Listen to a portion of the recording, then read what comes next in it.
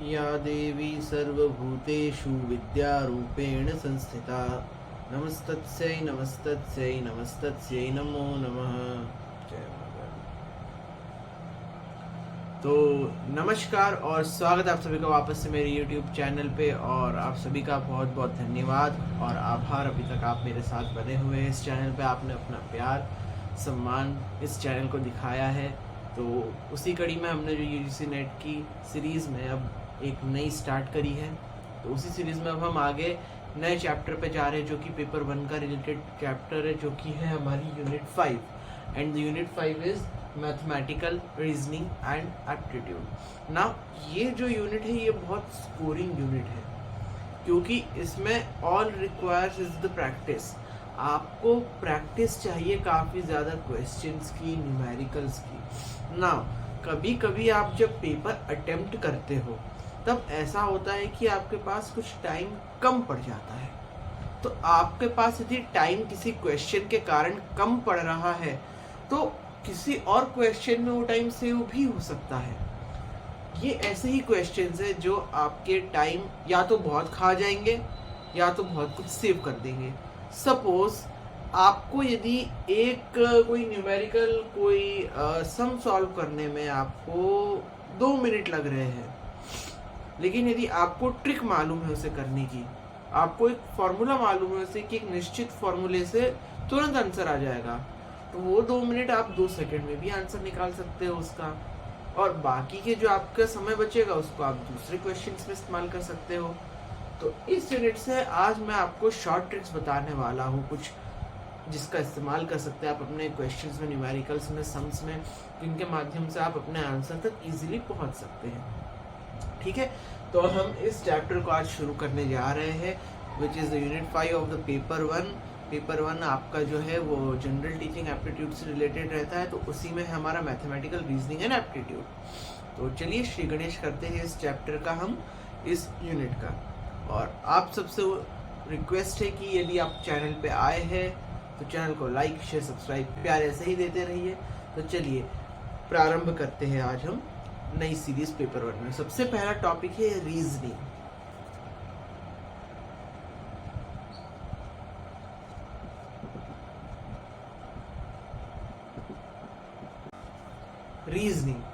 Reasoning को हम तर्कशास्त्र भी कहते हैं। क्यों? क्योंकि यह वह शास्त्र है जिसके माध्यम से हम तर्क कर सकते हैं। हम किसी निश्चित एक समाधान पे पहुंच सकते हैं किसी समस्या के, या हम अपने तर्क के द्वारा किसी सिद्धांत को प्रतिपादित कर सकते हैं। जैसे बहुत सारी थ्योरीज होती है, बहुत सारे एक्सियम्स होते हैं, बहुत सारे पोस्टुलेट्स होते हैं। जब मैथमेटिक्स में आप पढ़ते हो कि Euclid's theorem, Euclid's axiom, Thales theorem, Pythagoras theorem, तो वो किसी तर्क पे आधारित होती है, किसी रीजनिंग पे आधारित होती है। तो वही रीजनिंग हमको इसमें जाननी है ना। रीजनिंग जो है, तर्क जो है, वो मुझे लगता है आप समझ गए होंगे। किसी भी चीज को अपनी बात को प्रतिपादित करने के लिए, साक्ष्य रखने के लिए तर्क की जरूरत पड़ती है। इसी की हमारे यहाँ पर वाद परंपरा बनी हुई है। तर्क शास्त्र की वाद परंपरा में हम आमने सामने बैठ करके किसी विषय के ऊपर वार्तालाप करते या ज्ञान का प्रतिपादन करते हैं। पक्ष में बैठा हुआ है किसी एक पक्ष में, वह अपना ज्ञान प्रतिपादित करता, विपक्षी जो सामने बैठा है वह अपना ज्ञान प्रतिपादित करता। तो उसी तरह वाद विवाद में कथा के 3 रूप में भाग किए गए या 3 भाग किए गए हैं, वाद, जल्प और वितंडा। ये हमारे पेपर 2 का भी सिलेबस है बहुत डिटेल में, तो उसको हम वहां पर पढ़ेंगे। अभी के लिए हम समझे कि तर्क की शक्ति हमें तभी आएगी जब हमारे पास में वो कैपेसिटी होगी कि हम किसी चीज के बारे में विचार कर सके। अब विचार किस प्रकार से कर सकते हैं, तो उसके 7 प्रकार बताए गए हैं। उसमें से भी 2 सबसे ज्यादा जरूरी है जो हमें पढ़ना है, जिसके आसपास हमारे आगे आने वाली जो लॉजिकल रीजनिंग की यूनिट है, जो इंडियन लॉजिक और वेस्टर्न लॉजिक रहेगा, वो इन 2 चीजों पर ही सबसे ज्यादा बेस्ड रहेगा जो मैं आगे लिखने जा रहा हूँ। सबसे पहली है आपकी इंडक्टिव और दूसरी है आपकी deductive.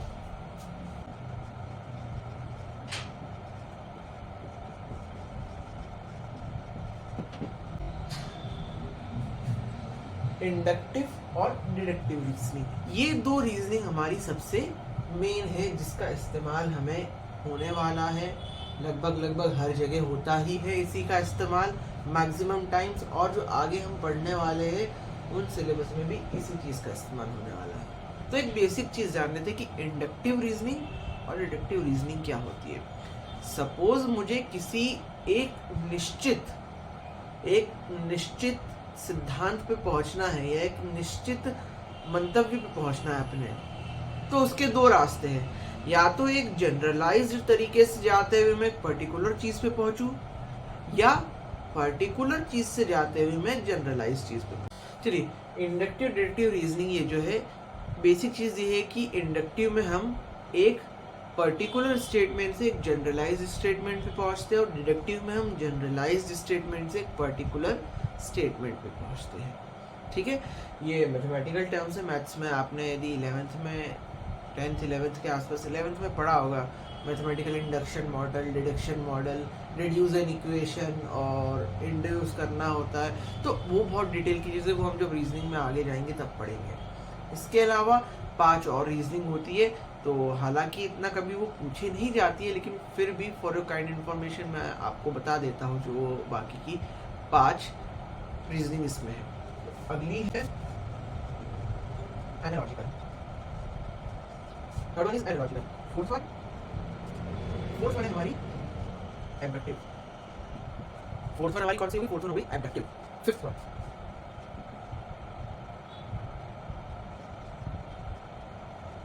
One is critical reasoning. Sixth one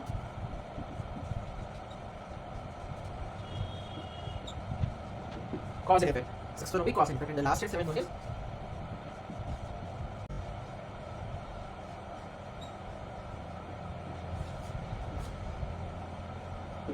decompositional.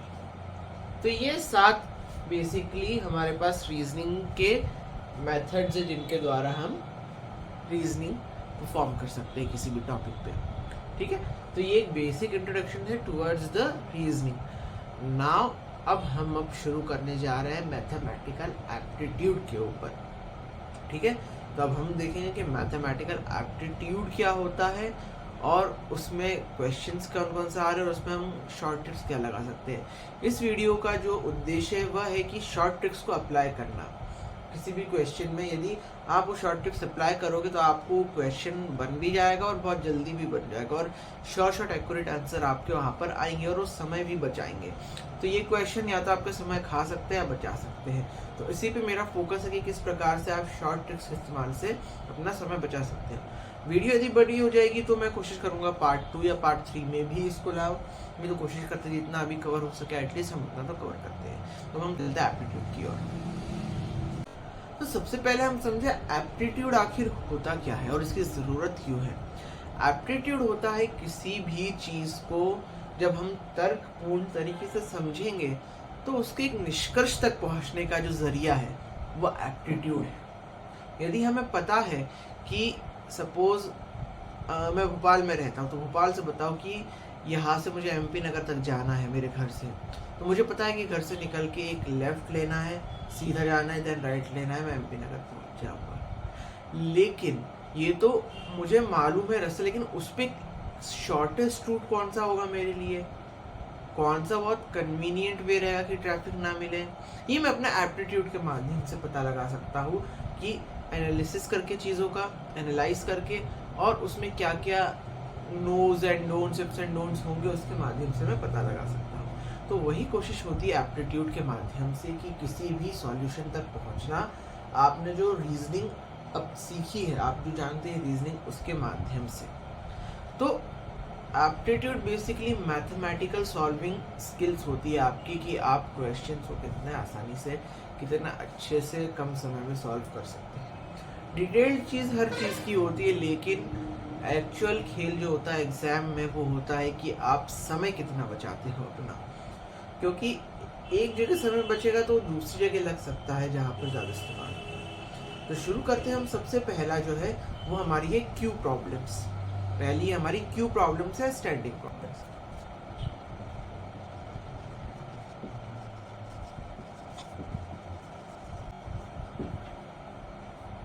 Q problems और स्टैंडिंग प्रॉब्लम्स। तो हमको एक सवाल बहुत काफ़ी आता रहता है कि Ram is standing 4th from left and 6th from right, so what is his current position, या going from top to bottom, from top the position of x is 6th and from bottom the position of x is 8th, what is the current position of। तो ऐसे questions का एक बहुत simple तरीका है, हालांकि हम यदि इसको लिखने जाएंगे तो भी हो जाएगा, लेकिन बहुत लॉन्ग मेथड रहेगा। तो जब भी हमें कोई पोजीशन फाइंड करनी है कि उसकी पोजीशन क्या है, गौर से देखिएगा। टोटल कितने स्टूडेंट्स हैं,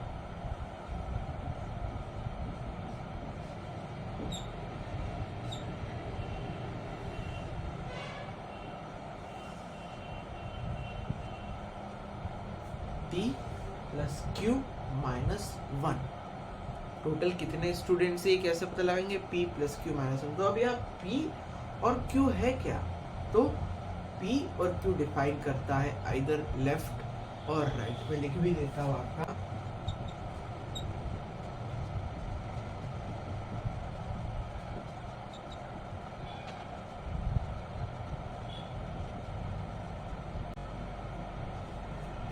आइदर लेफ्ट और राइट, और लेफ्ट और टॉप और राइट और बॉटम।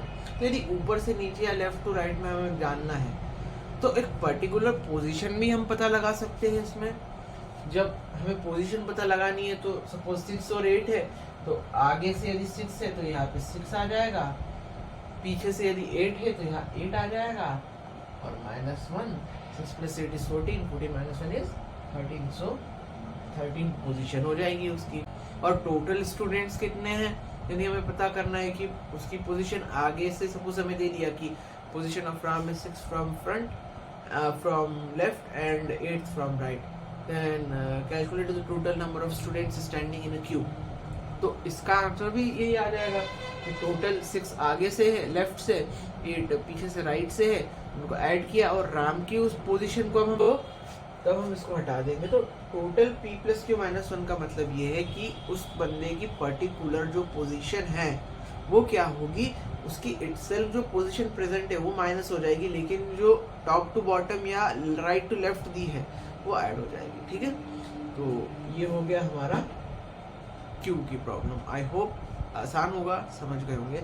अब हम चलते हैं अपनी नेक्स्ट प्रॉब्लम की, और जो नेक्स्ट हमारे क्वेश्चंस रहेंगे उसमें हमें कौन सी एक कह सकते हैं कौन से फॉर्मूले इस्तेमाल करने हैं जो इम्पोर्टेंट है। तो चलिए नेक्स्ट जो हमारा टॉपिक है, नेक्स्ट जो हमें फॉर्मूला पढ़ना है, that is the man work power formula. Man work power की x number of men can this amount of work in these days, then calculate the total number of work done by them in these days, ऐसे करके बहुत सारे आते हैं। तो उसमें हमें क्या फॉर्मूला अप्लाई करना है वो सिंपल सा हम जानते हैं। तो हम इसको टॉपिक देते हैं अपना मैन, या नहीं जेंडर बायस हो जाएगा, हम जेंडर बायस नहीं है, पर्सन रखते हैं, कोई भी हो सकता है। Person day work problem,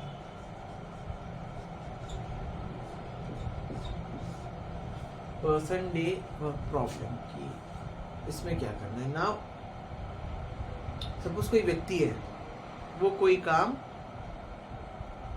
suppose 5 दिन में कर रहा है, तो जो work done by that person is directly proportional to him. ठीक है, तो यदि सपोज मैं डिनोट करके चलता हूँ P से उस पर्सन को, वो directly proportional to W for the work, वो अपने वर्क से डायरेक्टली प्रोपोर्शनल, जितना वो काम करेगा उतना ही उसका आउटपुट निकलेगा। सिमिलरली वो जितने दिन काम करेगा उतना ही उसका आउटपुट भी वही निकलेगा सेम, जितना दिन करेगा उतना ही उसका आउटपुट निकलेगा। ज़्यादा करेगा ज़्यादा निकलेगा, कम करेगा कम निकलेगा, तो डायरेक्टली प्रोपोर्शनल है। फिर ये हो गया डे, और हमारे होता है कभी कभी आवर्स पूछ लेता है कि इतने आवर्स में, तो आवर्स भी इससे डायरेक्टली प्रोपोर्शनल हो गया। ठीक है, तो अब हम जब मैथ्स पढ़ते हैं हम डायरेक्टली प्रोपोर्शनल का फॉर्मूला लगाते हैं, तो हमें इक्वल टू बनाने के लिए कांस्टेंट लाना पड़ता है। तो यदि हम इक्वेशन 1, इक्वेशन 2, इक्वेशन 3 को तीनों को हम सम अप करेंगे तो हमारे पास ये आएगा कि P D H is directly proportional to W। people, day and hours जो है वो वर्क की डायरेक्ट प्रोपोर्शनल है, तो हमें इसे इक्वल बनाना है। तो कैसे बनाएंगे, हमें कांस्टेंट इंट्रोड्यूस करेंगे, दैट इज के, एनी कांस्टेंट जो अपनी वैल्यू है उसकी स्टिफ रहेगी, ठीक है। ए वेरिएबल ये बदलते रहेंगे, so P D H is equal to K W, ठीक है। और P D H upon W is equal to K, and this is your formula कि इतने नंबर ऑफ पर्सन इतने नंबर ऑफ दिन में इतना काम करते हैं, तो इतने नंबर ऑफ पर्सन इतने नंबर ऑफ दिन में कितना काम करेंगे। और यदि कंपैरिजन है कि 1 और 2 करके, तो हम इसको ऐसे लिख सकते हैं that P1 D1 H1 upon W1 equals P2 D2 H2 upon W2, okay. So इससे क्या होगा, ये कंपेयर हो जाएंगे, तो हमें कभी एक चीज नहीं दी रहेगी हमेशा इनमें से, और वही फाइंड करनी रहेगी। From this formula we can definitely derive the answer through this formula. So आप इसको नोट डाउन कर लीजिए, ये इंपॉर्टेंट रहेगा। आप कहेंगे तो कभी मैं क्वेश्चंस भी प्रैक्टिस करवा दूंगा इसके आपको, बट मैं कहूँगा कि आप सेल्फ जितना प्रैक्टिस करेंगे उतना आपके लिए अच्छा रहेगा, क्योंकि आप अपने मिस्टेक्स खुद उसमें रेक्टिफाई कर पाएंगे एंड उसको इम्प्रूव कर पाएंगे। तो हम चलते अगले प्रॉब्लम की ओर, सॉरी अगले फॉर्मूले की ओर।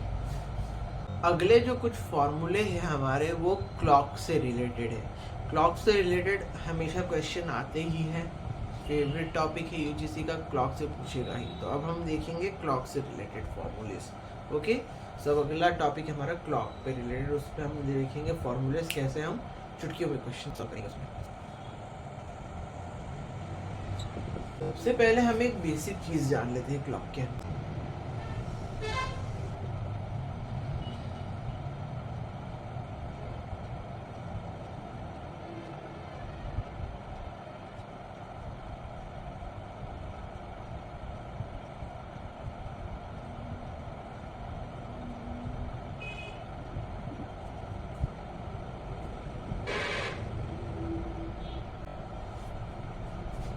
ये हमारे पास एक क्लॉक है। तो अब हम एक बेसिक ये कॉन्सेप्ट जानते हैं कि क्लॉक में हर दो डायल्स, जो डायल्स होती है, this is the hour hand, ये आर हैंड होती है छोटी वाली, एंड ये होती है मिनट हैंड। इसके अलावा सेकंड वाली भी होती है, लेकिन उसकी ज़्यादा ज़रूरत नहीं होती है, जब होगी तो हम उसको भी देख लेंगे, लेकिन ऑब्वियसली एक नॉर्मल घड़ी तो मालूम है सबको।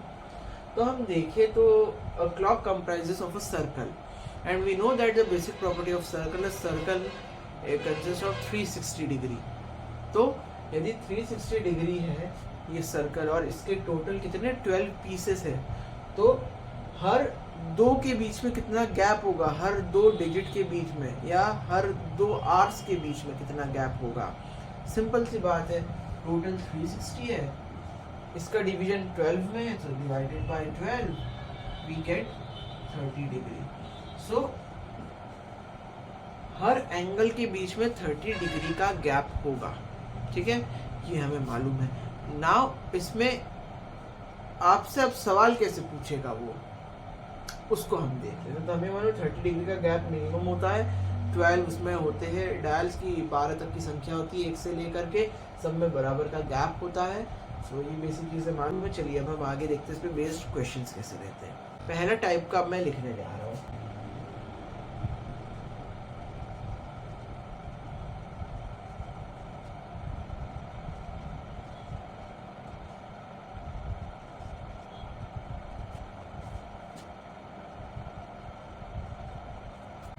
टाइप 1 है हमारा, eight what time clock will create 0 degree angle और इट विल कोइंसाइड।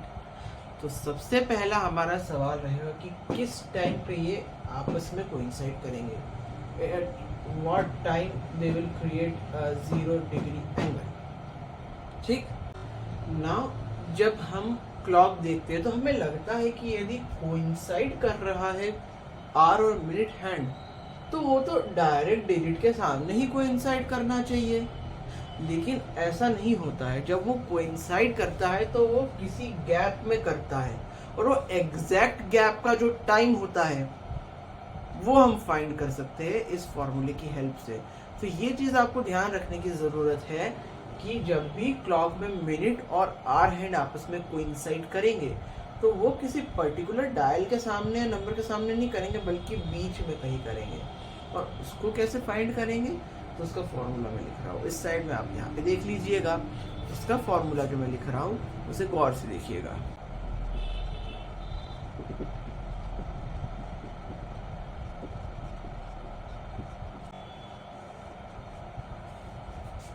ये फॉर्मूला देख लीजिए, 5h × 12/11। नाउ बिकॉज आर और मिनट हैंड आपस में कोइंसाइड कर रहे हैं, तो इसमें सीधा सवाल पूछेगा कि what is the time between 9 and 10 when both minute hand and hour hand will coincide. तो आपसे पूछेगा कि सपोज एग्जांपल बिटवीन 9 and 10 किस समय पे मिनट हैंड और आपकी आर हैंड कोइंसाइड करेगी इसमें। तो इसमें फिर अब हम क्या करेंगे, तो जो प्रीसीडिंग टर्म है, जो प्रीसीडिंग आर है, क्योंकि उसके पास्ट हो चुका है वो और यहाँ पहुँचने वाला है, तो हम उसको यहाँ एच में रखेंगे। तो हम अप्लाई करके देखते हैं इसमें। सो 5 × 9 × 12/11 ना, ये एक फ्रैक्शन फॉर्म में आएगा, सिंपल फ्रैक्शन। बट इस सिंपल फ्रैक्शन को हमें कन्वर्ट करना है मिक्स्ड फ्रैक्शन में, क्योंकि वो मिक्स्ड फ्रैक्शन में ही हम फिर बता पाएंगे कि पास्ट इतने पे। ठीक है, तो इसको कन्वर्ट करते तो 540/11। Now converting it into mixed fraction, तो वो भी हम देख लेते कैसे कन्वर्ट किया जाता है। देखिए, ये जो नीचे वाला होता है हमेशा, ये होता है आपका डिवाइजर। ठीक है, एक फॉर्मूला होता है कि dividend is equal to divisor into quotient plus reminder.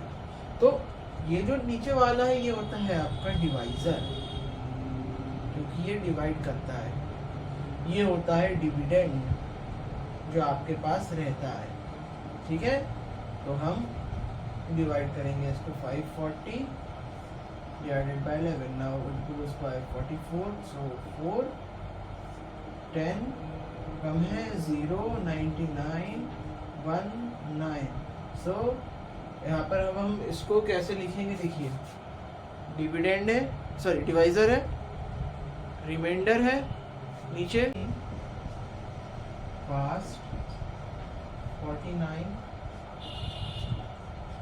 1/11। तो जब 9 पास 49 1/11 वाला जब हमको यहाँ पे मिलेगा, लगभग इस साइड पे, देखिए क्लॉक में इस वाले एरिया पर, मैं यहाँ बता देता हूँ, यहाँ साइड में दोनों आपकी मिनट और आर हैंड कोइंसाइड करेंगे। तो इस फॉर्मूले की हेल्प से सबसे पहले क्या याद रखना है, फॉर्मूला क्या है, 5h × 12/11। ठीक है, क्योंकि 12 पार्ट्स होते हैं और 11 पार्ट्स कवर कर चुकी है, लेकिन 12th तक पहुंची नहीं है, इसीलिए। ठीक है, अब जैसे जो भी दो टर्म्स है उसमें जो प्रीसीडिंग टर्म है हम हमेशा वो लेंगे एच की जगह। उसका जब हम सॉल्व करेंगे तो एक सिंपल फ्रैक्शन आएगा। That simple fraction must be converted into mixed fraction. Mixed fraction का बता दिया है आपको कि जो आपका ऊपर कोशेंट है, कोशेंट, और ऊपर रिमाइंडर और उसके नीचे डिविडेंड रहे। प्रीसीडेड, पास्ट, इस टाइम पे दोनों कोइंसाइड करेंगे। आई होप ये आपको क्लियर हो गया होगा। तो अब हम चलते हैं टाइप 1 भी कवर्ड। टाइप 1 में हम देखा at what time clock will create 0 angle degree, और that is the minute hand and hour hand will coincide with each other. Now we are moving on towards the second one. Second क्या है, आइए देखते हैं। Type 2 है angle between minute and hour in a clock. Now suppose मुझे find करना angle between the minute and hour in a clock. Suppose ये आपकी आवर हैंड और ये है आपकी मिनट हैंड। अब मुझे इसके बीच का ये एंगल फाइंड करना है, इसका ये एंगल फाइंड करना है। तो एंगल एक्यूरेटली तो मैं देख के नहीं बता सकता क्योंकि हर मिनट पे बदलते जाएगा। तो इसका भी एक पर्टिकुलर फॉर्मूला होता है कि आपसे कोई भी टाइम पूछ दे, मिनट और आवर आपको दिया रहेगा कि सपोज 5:10 अभी दिखा रहा है, आपसे 5:14 पूछ सकता है, आपसे 5:13 पूछ सकता है, आपसे 5:44, आपसे 5:36 ऐसा भी पूछ सकता है। तब आप एक्यूरेट कैसे बताएंगे एंगल? तो उसका फॉर्मूला आप यहाँ पर हम देखते हैं कि फॉर्मूला क्या है।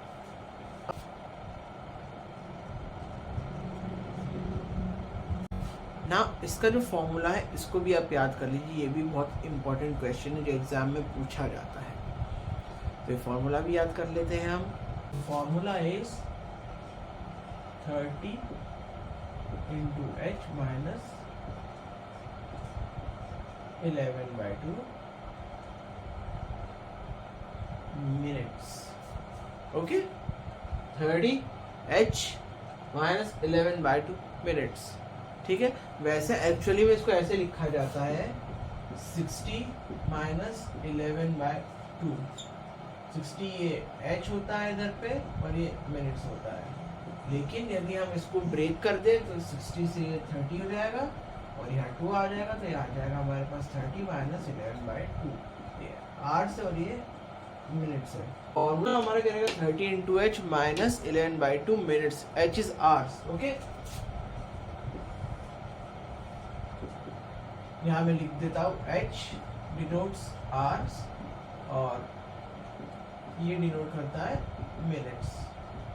ठीक है, सो इफ यदि आपसे क्वेश्चन पूछे कि what is the angle between suppose कर ले 632 पे क्या एंगल बना रही है क्लॉक।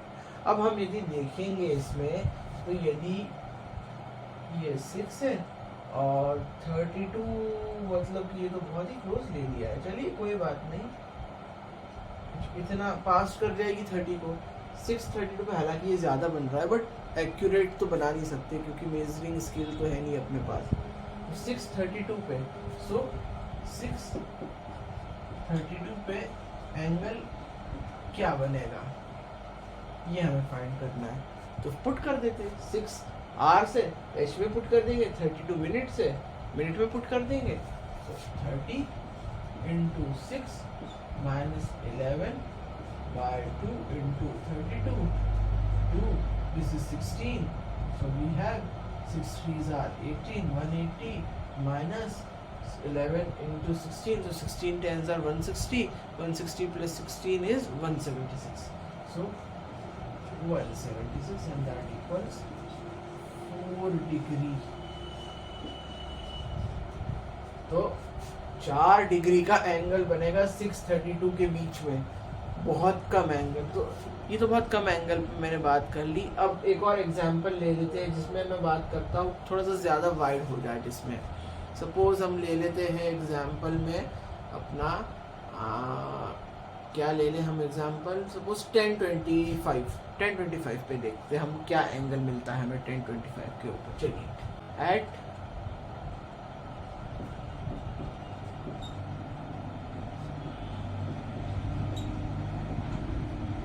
10:25 पे हमें एंगल फाइंड करना है।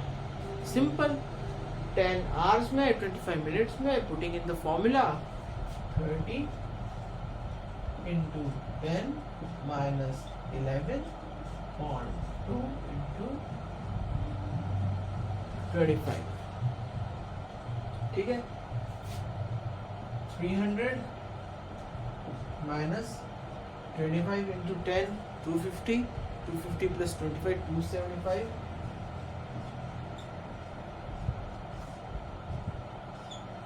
by 2। तो 162.5 डिग्री हमारे पास एंगल निकल के आ रहा है। तो सोचिए एंगल भी हमारे पास में पॉइंट में निकल के आ रहा है। तो ऐसे ही सवाल होते हैं कुछ इसमें कि angle between minute and hour in a clock में। तो ये फॉर्मूला यदि हमको याद रहेगा, so in this formula we can easily access to these questions very easily. और ये आसान क्वेश्चंस यदि आ गए तो बोनस ये है, क्योंकि इसे फॉर्मूले में पुट करना है एंड सिली मिस्टेक नहीं करनी है, then you can easily get. तो चलिए, वीडियो थोड़ी सी लंबी हो गई है मैं जानता हूँ, लेकिन क्या कर सकते हैं, थोड़ा सा एडजस्ट कर लीजिए। लेकिन उम्मीद करता हूँ आपको अच्छी लग रही होगी वीडियो। तो पेशेंस बनाए रखिए। आगे 2 और इसके मेथड्स हैं, मैं सोच रहा हूँ इसी में क्लॉक पूरी कवर कर देता हूँ। आगे नेक्स्ट मेथड्स जो हम देखेंगे नेक्स्ट टॉपिक्स पे देखेंगे। तो क्लॉक इसमें पूरी ऑलमोस्ट मैं कवर कर दे रहा हूँ। 2 और उसमें देखने वाले हैं।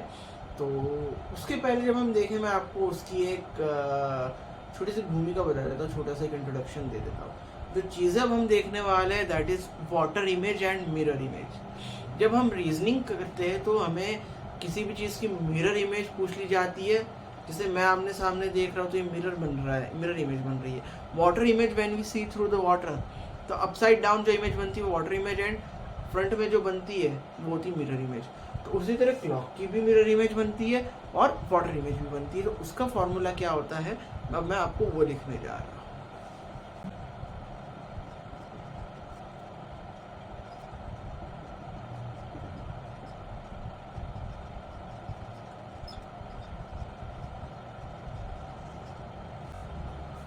सो टाइप 3 है हमारे पास में mirror image and water image. ना मैं सेपरेटली लिखूंगा कि मिरर इमेज के लिए फॉर्मूला क्या होता है एंड वाटर इमेज के लिए फॉर्मूला क्या होता है। सबसे पहले हम देखते हैं मिरर इमेज का फॉर्मूला।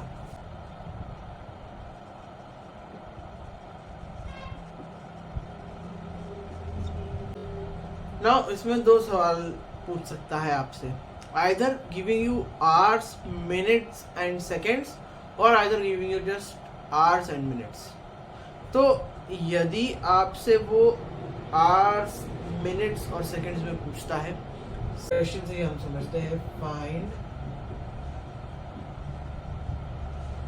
मिरर इमेज ऑफ 252 की इमेज, मिरर इमेज फाइंड करते क्या होगी ना 252। अच्छा, सेकंड्स भी हम इसमें ले लेते हैं। हम first type we are seeing of seconds. तो सेकंड सपोज मैं ले लेता हूँ इसमें 36 सेकंड्स। अब मुझे इसकी मिरर इमेज फाइंड करनी है। तो मिरर इमेज जब भी फाइंड करनी है, हमें इसको सिंपली याद रखना है, कुछ नहीं। 23, 59, 60। ये जो है आपका, ये आवर्स है, ये है मिनट्स है, और ये है आपका सेकेंड्स।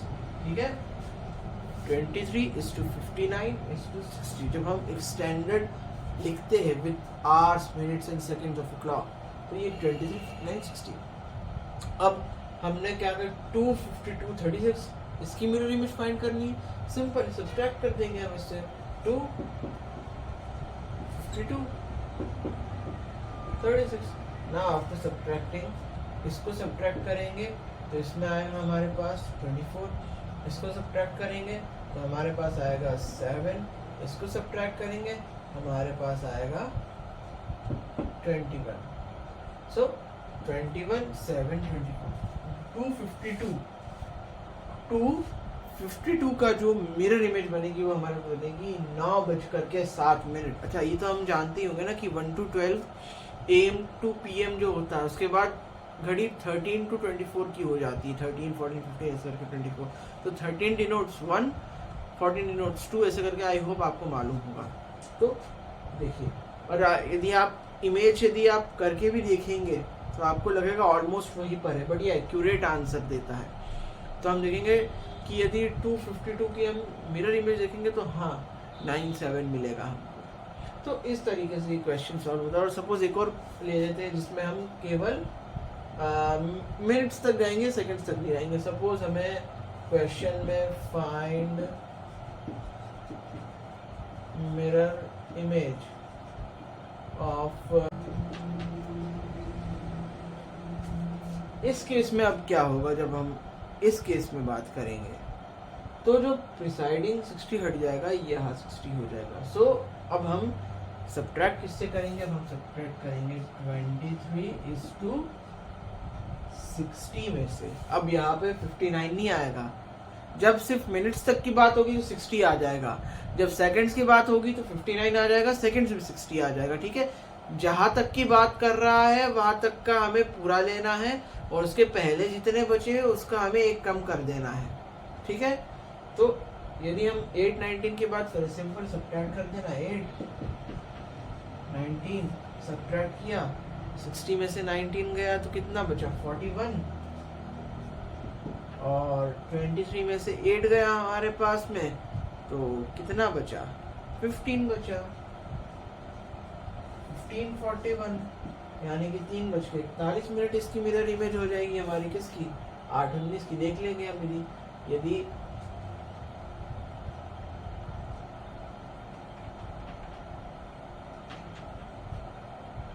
8 19, तो 8 19 मतलब लगभग यहाँ का आपका 8 19 की हम मिरर इमेज यहाँ पर यदि देखेंगे तो मिरर इमेज हमें यहाँ पे क्या आ जाएगी?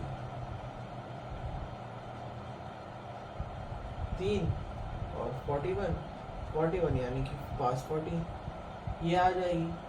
तो इस तरीके से ये क्वेश्चन सॉल्व होगा। अब वाटर इमेज फाइंड करनी है। वाटर इमेज क्या होती है? जब हम पानी को झांकते हैं, इमेज जो दिखती है अपसाइड डाउन जो इमेज होती है वो वाटर इमेज होती है, एंड जो सामने से होती है वो हमारी होती है मिरर इमेज। ठीक है, तब हम वाटर इमेज के लिए फॉर्मूला देखते क्या होता है। तो अब हमें फाइंड करनी है वाटर इमेज। वाटर इमेज का क्या फॉर्मूला है? इसमें भी सब्ट्रैक्ट ही करना है, लेकिन एक पर्टिकुलर टाइम से करना है ना। इसमें भी अब 2 केस बनेंगे। फर्स्ट केस रहेगा कि आपका यदि 30 मिनट्स से कम है, if okay case 1 case 1 is less than 30 minutes. ठीक है, 30 मिनट्स से यदि कम है तो कौन सा फॉर्मूला इस्तेमाल करेंगे? तब हम फॉर्मूला करेंगे 18:30 का। ठीक है, जब 30 मिनट से कम है, लेकिन जब 30 मिनट से ज्यादा है तब क्या फॉर्मूला इस्तेमाल करेंगे? केस 2।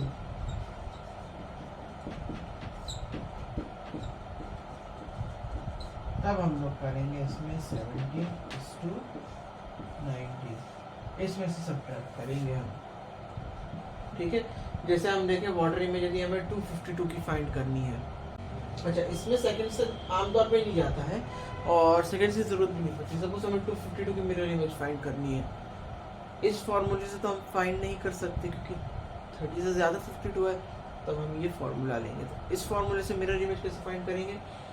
252। अच्छा, यहाँ पर यदि ये 2 की जगह आपको 14 या फिर सपोज मैं कर रहा हूँ 9 दे देता या 21 दे देता, तब हम क्या करते उस केस में? तो उस केस में हम क्या करते हैं कि कन्वर्ट कर देते हैं इसको हम नॉर्मल में।